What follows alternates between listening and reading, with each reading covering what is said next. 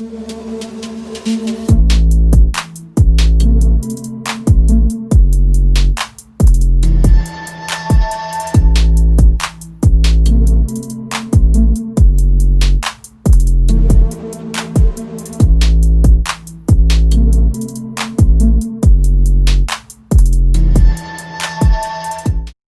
right, what is up, everybody? Back at it again, War Room, Episode 4. I'm your host, of course, Keith Corbliss, along with my amazing co-host, John Moynihan, a.k.a. J-Mo. What's going on? Man, we got a good one today. Little Yes, we do. introduction. We got another guest coming on. A little bit about him. He's a 2018 underclassman All-American, high honorable mention. In 2019, he was a preseason All-American named by Perfect Game. He attends the University of Georgia and helped lead the Georgia Bulldogs to a 14-4 record, ranking them as high as number 2. He was a freshman All-American according to Collegiate Baseball. He went 3-0 with a 0. That's right, 0 ERA in 5 relief appearances and held opponents to a 111 batting average. He's also a smart kid, SEC all academic honor roll. Got the brains. Yes, sir. And is a projected first-round pick in 2021. Please welcome to the podcast, Jonathan Cannon. Jonathan, thanks for joining us today. Awesome. Thanks for having me. Of course. So, we're just going to get a little, straight right into it, okay?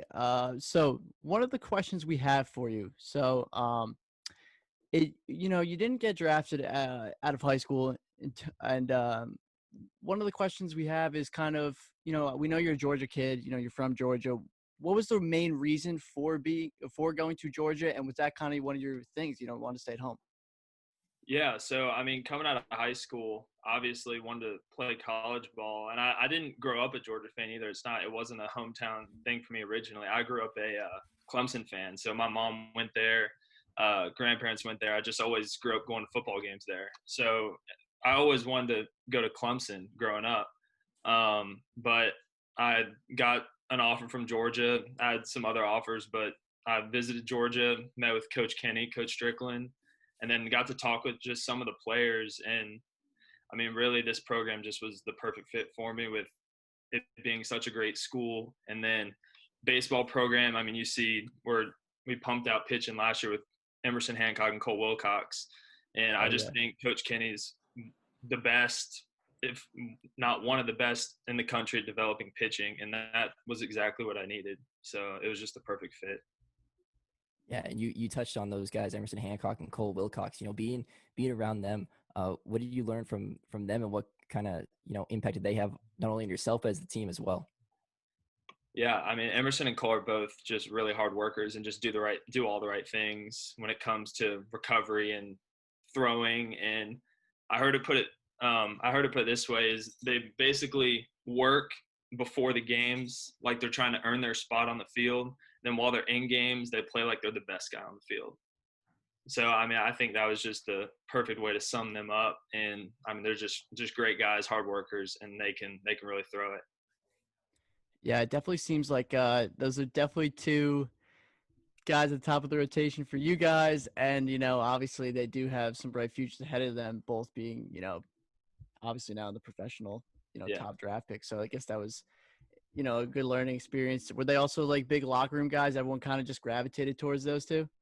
Yeah, they were big locker room guys too. And it's not they were definitely leaders in the locker room, but definitely just one of the guys always competing with Cole Wilcox in ping pong. We got into some very heated matches there over the course of the year. But just great guys overall. So while, obviously you were saying that at Georgia, you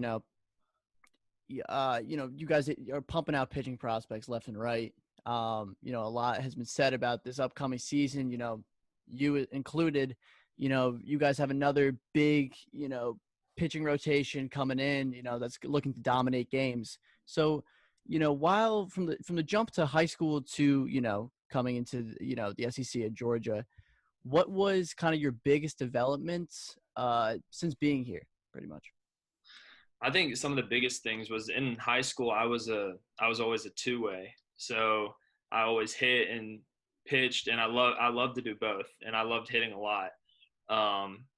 But for me, I just think the biggest thing was mechanically, I wasn't great on the mound.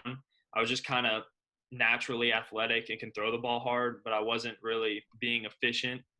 And so I think when I got with Coach Kenny, we just made some minor adjustments. And then I think just the one biggest thing is just being able to get in the weight room and put on weight. I think that was the biggest thing. My body just put on a ton of weight as soon as I got to school. I put on 20, 25 pounds since I've been here.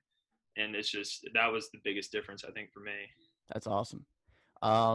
So you think, so we actually saw, that you were a two-way on your bio, you hit like, I think, what was it, like 340 or something your senior year? I don't know, something like that. Something crazy, something pretty crazy. You think you're going to get any at bats coming up? You ask around? You're going to have to talk to Strickland about that one. I don't think it's going to happen. Let you swing the stick a little bit? I wish. So kind of like, you have a big season coming up. Obviously, I'm sure you know that, at the MLB scouts, probably you've seen them around. You kind of know that is looking like a real possibility for you. What are you kind of, looking forward to the most in terms of your 2021 season? Obviously you touched a little bit on developmental and, kind of what are you looking to really take that step and, lead, the Bulldogs into contention and then, hopefully, even improve your draft stock even more so? I think definitely. And I mean, I think the biggest thing just with this upcoming season, I think everyone's looking forward to it, is just to be back on the field, be back again. I mean, I know this spring was really difficult for a lot of us. Just it gets taken away so fast, and it makes you appreciate while you're playing, while you're out on the field, and being thankful. But I think you touched on it, being able to lead this team, and we got a lot of young guys on this team, and I'm by no means one of the older guys on the team. We got a lot of great leaders on the team, but I think we definitely have the talent to make a run this year. For sure. Another kind of question. You touched upon this again, going kind of into the 2021 season with your development and everything, Jonathan.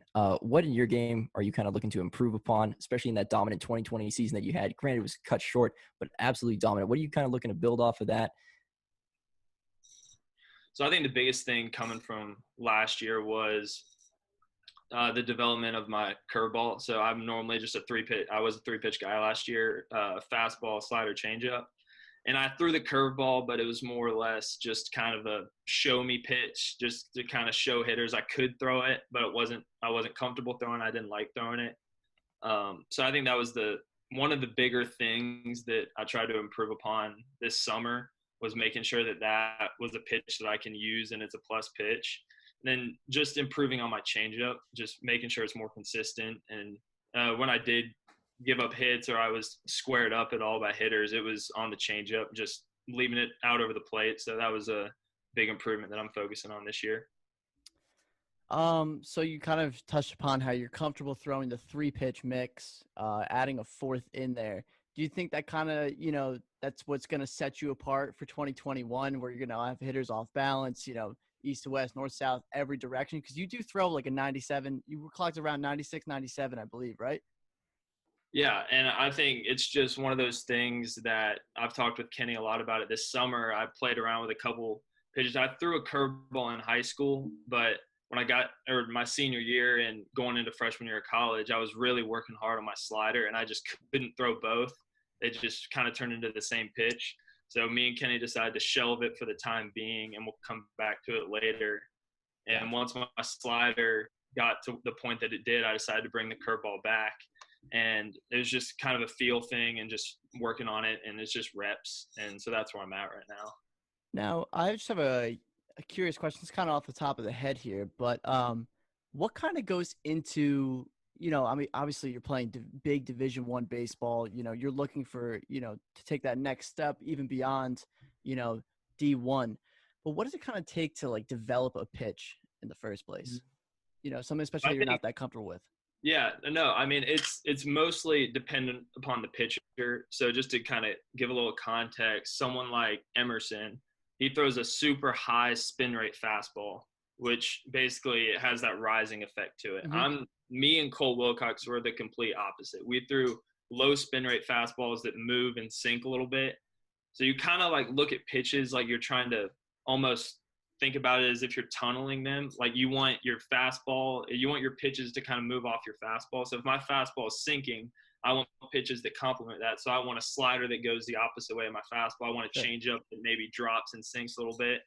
So the curveball for me isn't necessarily a natural pitch, just because it just doesn't look the same as my other pitches out of the hand, which is why I've sort of worked on throwing up in the zone more to kind of pair that curveball with that fastball up in the zone. So it's just kind of complementing your other pitches. You don't want to throw in a pitch that looks completely different out of your hand that a hitter can easily spot. And how many reps would you say with that pitch per se, like live batting practice, just throwing bullpens or whatever? Like how many times were you throwing that to the point where you're comfortable enough where you're getting to where you want to throw it in games? Yeah, I mean, I think it was just during the summertime. I mean, it's no consequence. I don't have to worry about giving up a 3-run home run in the regionals because I'm trying to throw this curveball that I haven't been working on. Yeah. I can just throw it in the summer. If it gets hit, it gets hit. I'm working on it. It's fine. So I think that was the thing, just throwing it every game that I was able to this summer. And so kind of just like a big trial and error type of thing? Yeah, definitely trial and error. That's awesome. Gotcha. And looking back, again, we're going to kind of revert back. You touched upon it. You threw the curveball in high school. I believe I saw in Perfect Game you were ranked around 20th in Georgia for starting pitchers. When was it key to you? When did it kind of all get put together? Obviously, we saw in the 2020 season, really dominant season. When did it click for you that, wow, I can try and put this together at a professional level? I mean, I think it's just always been a goal of mine. I've been playing baseball as long as I can remember. And that's just always been the goal for me. And I've always thought that I can do it. And I never really had any doubts in the back of my mind that I couldn't do it. But I think around my sophomore year was when I thought I first caught a glimpse of myself being able to do it. I kind of made that big. Everyone kind of talks about velocity jumps when you're coming up, and like 90 is like the big number. And mine was going into my junior year was when I first hit 90, and the first time that I finally started to get recruited by big schools. So I think that was when I kind of first got a taste of it. You know, it's kind of funny. We were talking about this with Chris a little while ago. We were saying how the first big like jump you take is when you kind of hit 90 miles an hour, right? That's like the kind of like, whoa, like I did it. Like, here we go. Now it only, can go up from there. What was it kind of like for you? Because obviously you're hitting like 96, 97 consistently, right? What was it kind of like for you? You said your junior year to hit 90 for the first time. Like, were you hyped up? Was any of your teammates hyped up? Yeah, I mean, it was pretty cool because it was towards the end of the summer. And I mean, I remember it. We were over at Lake Point, and it was one of those times we were in the playoffs of like one of the big Worldwood Bat tournaments or whatever, and we were losing by a lot. But the playoffs, I mean, that's where all the scouts are. So my coach, there you go. I was gonna start the next game, but we were losing by like 8 runs. There was like 2 innings left, so he gave me a chance to go in and kind of pitch in front of these scouts, and that was the first time I hit 90. And I wasn't even supposed to pitch that game. That's crazy. So yeah, that was pretty cool. Oh my gosh. That's awesome. That's like, all right, I hit 90. Now everyone's like, okay, who's this guy? Like, what are we doing here? That's sick. I mean, it was the same thing with Chris. Chris was saying the same thing too. What was it? He was pitching. I think he said what was it? His sophomore year or something. They were just pitching, and he was throwing and hits 90, and all of his teammates were like, "Oh!" and like started making a huge joke. And he's like, "What the heck?" He turns around to the scoreboard and it's reading 90. He's like, "Oh, okay, yeah. That makes sense." Yeah, now it's go time. So some of the things that was there like, how were you able to develop that fastball even more so? Because a lot of people are saying that's kind of, and I don't know if you would agree with this, but that's kind of like your go-to, your top pitch. Did you? Because you're about 6'6", right? You're a pretty tall guy. Yeah. Did you have some like big growth spurt, in the developmental, which able to pack on the, fastball velocity, or maybe your time at Georgia where you put more weight on, stuff like that? Yeah. So in fall ball, we started inter squads before this time last year. So probably around the early September. And I was right about where I was in high school. I was probably 91, 92, touch of 3 maybe every now and then. Mhm. It wasn't until it was just 1 week. It was their first real game, like fall game against Columbus State last year. And it was like 13 innings. It's the longest game ever. And I pitched in like the 12th inning or like 11th inning. And I went out and threw, and like I felt good. Like we didn't have the scoreboard on or anything, so like I had no idea. And I just went out there and threw. And then after the game, like our analytics guy came and he was like, "You were sitting like 95 the whole outing." And I was like, That's crazy. "I've never done that." It's like one of those things where you're not even looking at the scoreboard, so you can't even Yeah, tell what I you're was like, throwing or being "Are you cautious about. me?" Yeah, I was like, "That's Just not." rearing back and firing. Yeah, I mean, it was one of those things. Like one inning, you get hopefully face 3 batters. Let's just go out there and throw as hard as you can. With kind of your 2020 season put on hold as well. So I mean it's really difficult to throw 95, 96, 97, especially when you get your season cut short, your arm is all ready to go, stuff like that. And then so like what's kind of how's training been, when you can't necessarily face the live hitters? I know you're saying you played a little bit of summer ball, so you might have been able to get back to that point. But has it been any, strange adjustments or anything like that? It was weird, but I think the biggest help over the break. So I live walking distance from my high school, and my and my little brother is a sophomore in high school, and he's a catcher.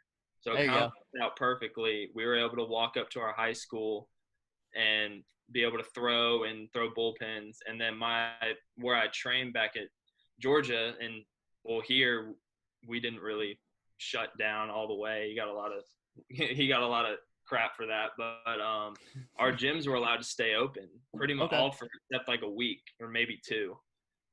So we were able to go in there and train pretty much the whole time. So it was different obviously with everything going on, but it wasn't completely different from what I would do if everything was normal. Gotcha. So you're throwing your little brother the absolute cheddar. 96, 97. Hope he catches it. He was a good catch. He was handling it well. I think we both made each other a little bit better over There you go. That's awesome. it was awesome. Yeah. So, kind of,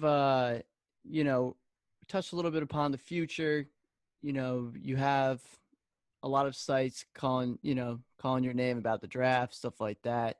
So kind of, and obviously you have a really big season up and coming for Georgia as one of the leaders on the pitching staff. What would you say is kind of your short-term goal for maybe this upcoming season? And then what are your more long-term goals for this season and continue on? Yeah. So, I mean, short term, I think is just to get myself into a place where I can be and get my body into a place where I can be a good or a high quality college starter Mhm. and lead my team to Omaha, just For like sure. I think it's just like any other year. And I mean, this year might have an asterisk next to it, but I mean, I don't think when you show people a ring, they'll care about an asterisk next to it. Yep. That's But right. I mean, that's definitely the short term goal, and then long term, I think is just keep developing pitches and keep working on minor improvements, whatever it might be, just to become that next level pitcher and be able to excel at the next level and beyond. Awesome.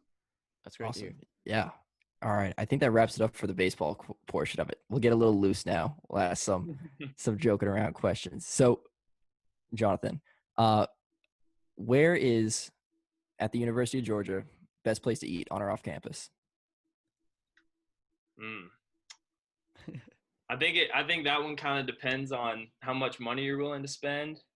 But we've been here a couple times. It's called Marker 7. It's a sort of like a seafood / higher end restaurant, and it's great food. It's actually right near Foley Field, so it works out. If There you're you willing go. to Right after practice. drop a couple bucks. That's There you go. So this is a big one. So we've been kind of keeping a tallies with the rest of the guests that we've had on. So are you team Rawlings or team Wilson? I'm Team Wilson.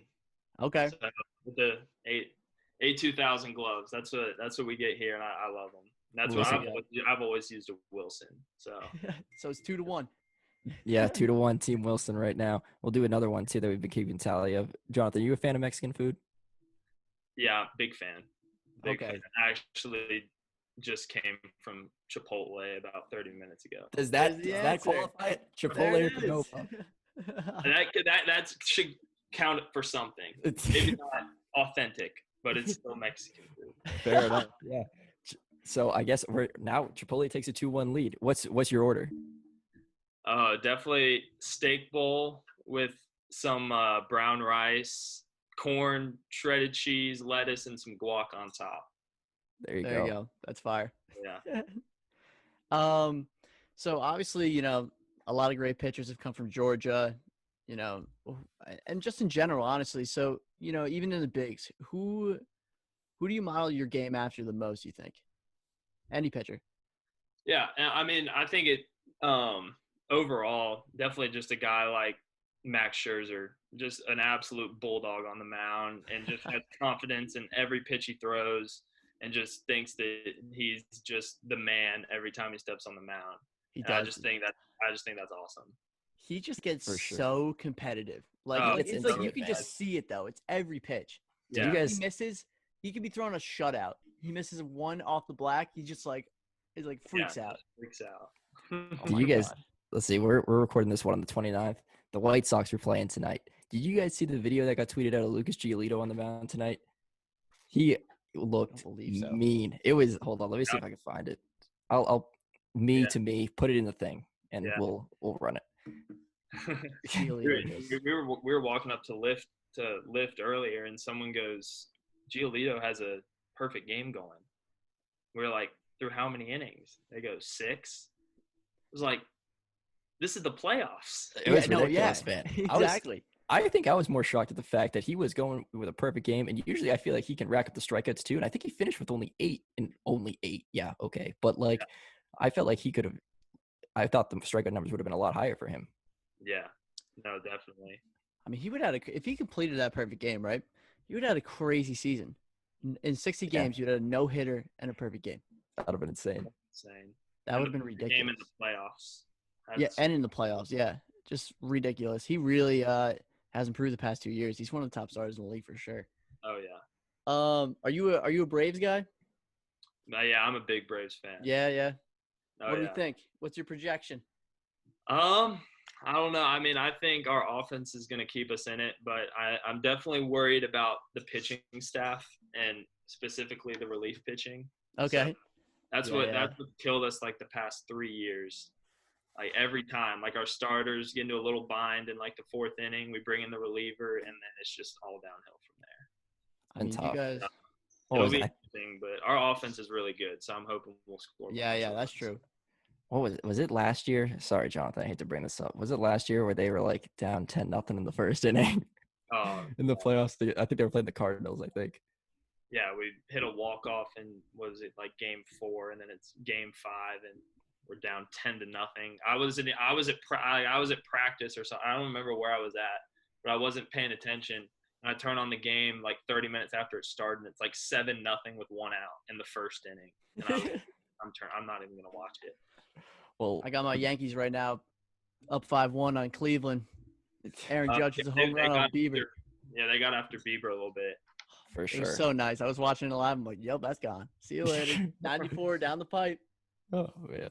Can't leave that for Judge. obviously touching on a tough Braves moment, but Jonathan, who is your favorite Braves player going up, or a favorite Braves moment?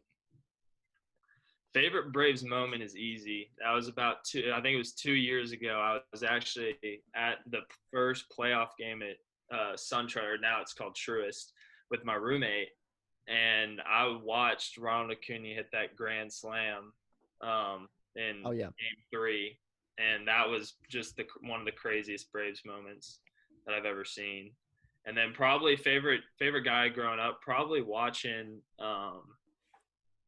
the latter end of Smoltz pitching was probably, and then watching Chipper, obviously. Of course. Definitely two guys that were awesome to grow up watching. I mean, isn't it also, kind of crazy on like longtime Braves, like Freddie Freeman also? Like, you don't even think about it, but the dude's been in the league for like 10 or 11 years now. Yeah, and he's really good every year. Yeah. He literally is the best first baseman in baseball. I don't even think it's close really at this point. He's a Oh, machine. if he doesn't win MVP this year, that's Oh yeah, no, he's winning it. he's got it. He's got to. It's like a younger Joey Votto. You can just go out there guaranteed pretty much like 290, 300, 30 bombs, 100 ribbies. Just chalk them up for it. You're all set. And Exactly. not many errors in the field either. He's Yeah. really solid at first too. He wins Gold Glove like every year. Absolute stud. Absolutely. And I guess All this right. He swing too. I mean, I would have never thought just looking at his swing that he would be good. I know it's such a like weird swing, just up and down. Yeah, It's you're right. just It is kind of unorthodox a little bit. Yeah, I'd be like, just throw this guy inside, but then he's turning on 100 and putting it 450 feet down the right field line. You know, kind of speaking of on top of that a little bit, you know, how you just analyze Freddie Freeman a little bit. What kind of, you know, if you had to pick a player in, you know, alive, dead, whatever, doesn't matter. Who would you want to face and how would you kind of work them? This is a tough one. Man, I'm guessing we'll go MLB guy. I mean, I would say not many guys get into the MLB with holes in their swings. True. I mean, if I had to face someone, I'd probably want to face Freddie just because I grew up watching him all the time, and I would just pound fastballs up and in and hope I don't hit him. Oh man. I mean, I feel like people in the league have known that for 10 years and they still can't do it. Like, just because if you miss your spot at all, it's out over the middle of the plate and it's elevated and he just crushes it. That's what the great hitters do. For sure. Exactly. Even though you know their game, it doesn't really matter. Yeah. Don't worry. God. Yeah. You read the scouting You report. execute it, you get them out, and if you don't, they get a hit. Yeah. There you go. Yep, that's true. All right. You know, JMO, you got anything else? No, I think we're all set. I think we're good. You know, didn't want to keep Jonathan too long. No, yeah, we know you got a busy schedule with everything with classes and training and stuff. But For sure. Jonathan, you're awesome, bro. Thank you so much for coming on. Much appreciated. Yeah. Jonathan, do you have anywhere where they can find you? Oh yeah, thanks for having me. And then, sorry, what was that? I kind of cut out there for a second. Oh yeah, You're don't good. worry. If they have any, do you have any social medias you want to plug where people can find you and keep up Get with the you? plug. Oh yeah, Instagram is jonathan.cannon, and you can find me there. Cool. Yeah, Spotify, YouTube guys, give him a follow. Huge arm, big talent. He's going to be quite the fun watch this season in Big Georgia. 2021 season. And hopefully and beyond. Go check out our other episodes with Chris McMahon and Jake Hoover. Those are up on the channel and on the Spotify. Give us a like, follow on Instagram, Twitter at podcast_TWR. And we will see you in the next one. Peace. Peace.